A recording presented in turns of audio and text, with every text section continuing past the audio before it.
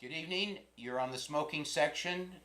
Jeff Mcnary is joining me for part two of a show that got interrupted by a fire alarm. Jeff, Because we were so hot. we were so hot. Yes, that's exactly. Or we smoked a cigarette Oh gosh. and got caught. Now, the reason I had this photo up to start with is this is a man named Andy Nowicki, and he was, because he passed away recently, a 90-year-old disabled veteran living in a veterans home in Connecticut, but he was caught smoking in the breezeway of his domicile, and evidently he didn't conform. I assume he was caught more than once, so they were moving to evict him for smoking in the breezeway. And we were discussing last week HUD's order that now all public housing smoking will be prohibited, and people will face eviction.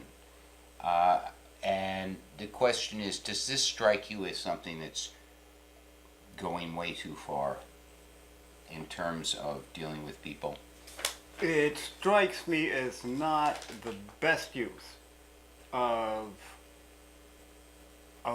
public policy or government.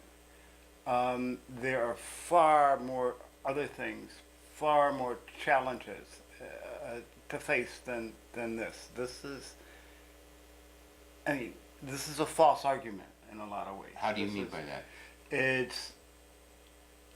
It's not the best uses of government policy. It just isn't. There's Do you too think much. in some ways that the anti-smoking movement and some of these policies, certainly in the case of Andy Nowicki, have had not only not the best use of public policy, but have had some negative effects? They may well have on government, but as I shared with you earlier, I haven't seen those numbers. I spent a significant amount of time in Europe, for example, in Paris, where there are lots of smokers, and the same type of legislation, if applied there, would have very much an adverse impact on businesses. On businesses? Yes. Well, what about on individuals? I mean, certainly if you're, I knew a woman here in Cambridge who was, I think, about 85, and she spent a lot of time watching television and smoking her cigarettes and drinking a few nips. Well, I mean, Cambridge banned smoking. I don't know what's happened to her. I don't think she can go out into the snow And smoke? I don't think she's going to quit smoking either. No, probably not. And she probably sneak and smoke. But I have to reiterate what I'm saying. I do not think it's the best use of public policy. I don't think prima facie that is what we should be on top of. Not when people are sleeping in the streets. Not when you have an opioid crisis, which you mentioned. It's just not a priority. It's a false argument in a lot of ways. Yes. Do you think in some ways it may be the whole anti-smoking movement or the government's attention to this issue may be because it's easier to deal with, so therefore they can roll out all kinds of things like the housing and urban development smoking ban and say they're doing something when they're faced with more. I don't know if that's a conscious effort, but it's flawed. So I don't know if that's the conscious reason that that this ban was pushed forward or not, but it's flawed and it's misplaced. Yeah. At best. At best, okay. Well, because I'm a smokers' rights advocate. Oh, indeed. So to as me, am I. I am as well. It's not on my list of priorities where where they taught where the state should step forward on something. Well, do you think the step should stay, perhaps not only not step forward, but Oh, as we leave move people forward, I alone? think that there are a lot of things that are going to be rolled back with a more progressive thinking and review of issues, including rents and housing and smoking and a lot of things. Oh, you think that a progressive, let's say, if the country goes more progressive, some of these there'll be some rolling let's back. just say that let's hook with Cambridge. I'm not sure where the country is going right now. Yes. You know, I don't know what that's about. I don't know what's happening in Malden or Worcester even, but I know what's happening in Cambridge. I mean, with these grand institutions of higher education Yeah. and this backward kind of legislation, it's bizarre. Well, I know Cambridge, for example, declined to ban smoking in public parks, which Boston and New York did, but Cambridge Yeah. declined, and I think the mayor, Mark McGovern, kind of rethought that and felt, I think particularly what an argument that we used, as a matter of fact, was that this would unfairly impact people, homeless people particularly, because they smoke a lot, they have high smoking rates, and this would be something that would make public parks very much less hospitable Yeah. for them. Yeah, it's kind of intriguing that we're in a place that just legalized marijuana, but is not allowing tobacco smoke. Yes. It's Do you think something- that's kind of now? think- Do you have you had any thoughts on that? I mean, you know why? Can't figure it out. Once again, it's like it's kind of hocus pocus legislative stuff. I don't get it. I don't get the rationale in it. I think about it and I keep saying this has got to change somehow.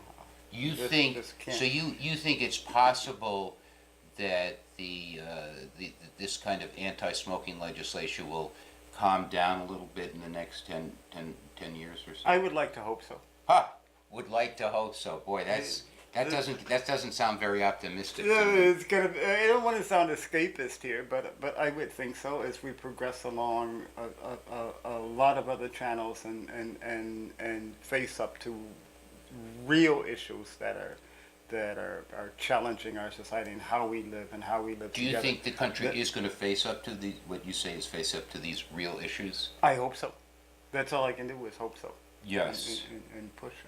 Is there a number one issue in your mind in terms of these issues that you think our country and our city and our state should face up to? Would you be able to put a number? Housing and the treatment of senior citizens. Oh, really? And I think that seniors are at risk of abuse, particularly financial abuse in terms of how they manage their money and who wants their money, be that institutions, be that relatives, and housing by virtue of the fact that folks are really placed out of affordable housing. How can that be? How can you do that? Housing is a human right. Yes. Before we get into this, there's one thing that I wanted to bring up, and I want to get back to what we're talking about, because this show is not only about tobacco, and it's not only about me. No. It can be about my guests too. You were saying that you had some. You were interviewing, I think, did you say Julian Bond at one time? Yeah, I interviewed Julian in Washington, D.C. at the 40th anniversary of the March on Washington. I was working as a freelance independent journalist with a crew of other folks from Martha's Vineyard. And what year was that? That was the 40th anniversary. 40th anniversary, about 7, 8 years ago. Oh, is that right? Like It might have been a little bit longer. Because when was the March on Washington? March on Washington was what, 63? Do you think? Yeah, well, this Was was Kennedy the dead 40th at the time? anniversary. The March on Washington, no. Kennedy met with, after the march, as I recall, with Martin Luther King and the so-called Big Six, John Lewis, Yeah. the Big Six, the head of the Urban League at the time, Roy Wilkins, Oh yes, who right. was head of the NAACP, and of course Saint Ed Martin. Well, you Julie named three of the big six. I don't remember all of Lewis, them right now. was it Wilkins? I'm having a senior moment. Ha! No, I know. Well, I mean, this was, it's hard. It's hard to Yeah. get that stuff. Yeah, but John Lewis was involved because John Lewis was part of SNCC Oh, in really? the day. Indeed. And Roy Wilkins was Roy Wilkins was head of the NAACP. Right. Yeah. And then there was, of course, something called the Urban League. Right, who was? I'm trying to remember the gentleman's name. I'm sorry. Well, there was a man. There was a man whom I was reading about who was, very, very. He was probably in the Big Six, but a lot of, I suppose, the Big Six, as you put it, which I'd never heard referred to, but a lot That's what they were. a lot of them endured a certain amount of, let's say, insult after, when you had the young bucks coming on, and they were all saying that the Big Six were too slow or too. Oh, indeed. I'm not.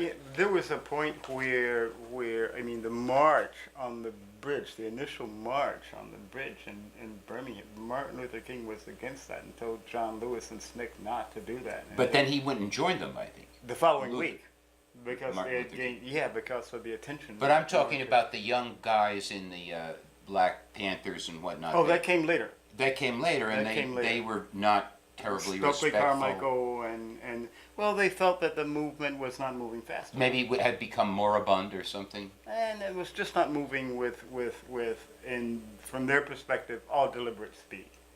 Do you know? And And you said you were passing out, you were helping refresh people at the march, and you were passing out bottles of water, and we were talking about Baptist preachers not drinking. Well, they weren't all Baptist preachers. I mean, No, Roy no. Wilkins wasn't Baptist, I don't No. think, or John Lewis, I don't know, No. but Martin Luther King was. What I was saying was that was what Julian Bond did at the initial march on Washington. His job was to pass out refreshments. And one of the things he said during the interview was that he felt he had the best job of the day because it was right. very hot and he could keep his hands in Yeah. ice water. Right. And then he went on to become, I think, he became the ambassador to the UN, didn't he? No, that was Andrew Young. Okay. That was Andrew Young. And what did you? Bond- I guess those two. I guess I get those two confused for some reason. Bond actually ran against John Lewis for Congress. Oh yeah. Yeah, and Lewis won. And did Lewis just die very recently? No, No. He was here recently. Oh really? He Excuse was me. ill this weekend. Excuse me. He was ill. He was not But you said Baptist preachers don't drink, and for the most part, I'm sure that's absolutely accurate. Basically, what they say is they don't bless. They don't bless alcohol. But did you know that Martin Luther King was a smoker? No, I didn't. No, I didn't. And as a matter of fact, he was a smoker, and he didn't like to have his picture taken smoking because he didn't want to set a bad example for youth, and of course he was a Baptist preacher. Well, yeah, Barack Obama didn't want his picture taken that's smoking true. cigarettes Yeah, but he either. succeeded. And Martin Luther King, on that fateful day, was smoking a cigarette when he was assassinated. I didn't know it. And the man who was with him, and I don't remember his name, he was also a preacher. Ralph Abernathy? No, it wasn't Ralph Abernathy. It was someone whose name is not as big as that, but nonetheless someone who was very close to Dr. King. Bob Moses, who now lives here. No, if you gave me his name, I'd know it, but he actually took the cigarette out of Martin Luther King's hand, and he took the cigarettes out of his... I didn't know that. Because Martin Luther King had... everyone worries about their image, and they, Yeah. and especially if you're a Baptist preacher, you don't want to be seen smoking cigarettes. Yeah, but I don't think being, at the point of being murdered, you're really worried about. I didn't. Well, no, according to his testimony, he did, because he knew that Martin Luther King didn't want to, present that image. So Right. that's a piece of history that I've come upon in the last couple of years, and it's fairly well known, but not as well known as of course all of the other things about Martin Luther King, but and Martin Luther King's death, and but I don't want to sidetrack us down into that rabbit hole, except for the fact that there is some question that's rearisen recently about whether the James Earl Ray was indeed the culprit. He shared with the King family that he wasn't, and rumor has it the King family agreed with it. Some people in the King family still question that. Indeed. And one of the reasons, and this is again a piece of historical trivia that really means very little, except to people who are smokers' rights activists like me, but one of the things is James Earl Ray was known as a lifelong non-smoker and non-drinker. And the car that was found that was supposedly involved in the assassination had an ashtray full of butts. That's the first I've heard of that. Well, that's what his lawyer, anyway. Jeff, so you think that the way we were getting back to housing and how the government might want to back off, it started addressing more important issues rather than this tobacco issue. You think that a lot of seniors in our society are not being housed properly? I think that a lot of seniors are abused in a variety of ways. Housing, financially, in terms of billing from hospitals, from businesses, from relatives. And I think that I think there's a need for ordinances to protect them more than they're being protected now. Right. I think the average senior gets a bill and wants to pay it. Yeah. Without even grasping the notion that that bill could be inflated. Yeah, they just pay it. Yeah. Right. I don't want any trouble, so. Right. So I'm going to pay this. Yes. Without even understanding or grasping whether it's. Well, do you consider yourself a senior citizen? You know what? I'll tell you something. I met this wonderful woman who's an artist and a writer a week ago at the American Academy of Arts and Sciences. Is there anybody in Cambridge who's not either an artist or a writer or a Nell musician? Painter came up here to visit, and she said, say it loud, I'm black and I'm proud. And I said that, and she said, now say it loud, I'm old and I'm proud. And Well, I can't tell how old you are, so I consider myself a senior citizen, a very proud senior citizen activist. Yes. And you said you've had some difficulty with some housing recently. Oh, indeed. You say it's resolved now? Basically, it's not resolved as much as I would like to see it resolved, because I think that there are other people involved, and I carry them with me, my neighbors. I was in and out of Cambridge because I had to return to Chicago to take care of my mother, who was a senior, and place her into a place where she could be taken care of. And then when I came back, I went back to school at Harvard, and I had two graduate student roommates, and when they completed the program, I could not afford. Oh, I see what happened. And it's amazing because one of the wonderful guys that I lived with now works at the World Bank. And I just could not afford to keep that place. And it was very difficult to find housing in Cambridge. Oh, there's no question about that. It was a nightmare. It was absurd. It was obscene. It was the craziest thing I'd ever seen. I couldn't figure it out. And I still can't figure it out. Well, but the question I have is your situation resolved? Yes. It is. Yes. So you have you have a roof under your head. Yes. Indeed. But I'm lucky, and I'm somewhat ahead of the game because of my background and because of my capacity to understand and fight back. My hat's off to the vice mayor, Jan Devereaux, who stepped forward on this, and the mayor, Mark McGovern, McGovern, who are both, addressing daily this whole issue. Oh yeah, of Mark housing. Mark McGovern has been very active for a long time in supporting Indeed. poor people in Cambridge. Right? But there are a lot of, and not only poor people. You don't have to be Yeah, well, that's be true, poor. too. You can be middle class and, Yeah, and not and not- find housing here. Yeah. But at the same time, there are other areas of this fair city of ours that have blossomed and almost look like Brooklyn Heights. And how did that happen? That leads me to believe that somebody has been asleep behind the wheel. You mean in terms of our?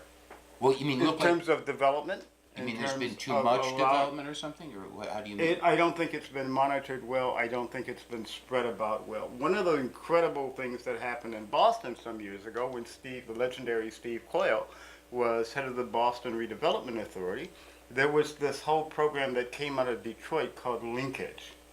That Yes. if you were going to develop a certain area of the city, then you were required to invest in other sections of the city Oh, is that right? and provide housing or other benefits. Right. I don't see that happening. You mean you think there's some areas of Cambridge that are kind of underdeveloped and other Cambridge areas that are overdeveloped? Oh, indeed. And Yeah. it's kind of amazing. There's public housing here that is vacant, Oh, is that right? that's supposedly under development, supposedly being rehabbed. But who's driving that bus? Who's looking at the Cambridge Housing Authority? Who's taking a close-up look and seeing what's happening there? Jeff, we don't have that much time left. Tell me in a few words, you have some dinner or something that you host? It's a wonderful group of people, and you're invited. I'd as like to you go. know. Every third Wednesday, we gather together at 6 o'clock at Daedalus Restaurant Yeah. on Mount Auburn Street, and it's called the Daedalus Supper Club. Yes. And it's modeled loosely after the legendary Algonquin Oh, is that right? Round Table Yeah. in New York, with Dorothy Parker and Right. PJ and that crew used to gather for lunch. But we- PJ Woodhouse? Indeed, but we only gather once a month, and we have literary types and arts types, and we had the Pulitzer Prize winning writer Lloyd Schwartz joined us. Mm-hmm. We had Dell M. Hamilton, who's an artist, and in September we have Boston Globe journalist Adrian Walker. Oh, yeah. Coming to Adrian join Walker us. with his long locks. And Yes, yeah, indeed. We've got Adrian coming on the 20th of September at 6 o'clock. So You should join us. would you say it's more literary than political, or it's a kind Yeah, of, it's not political. It might drift into Yeah. to politics, but it's more literary Jeff, than anything. And the Cambridge Cigar Rights of America sent me this man. cigar because I am a dues-paying member, and I'm giving it to you. Give it to me. That's it, Jeff. That's it for tonight. Thanks for.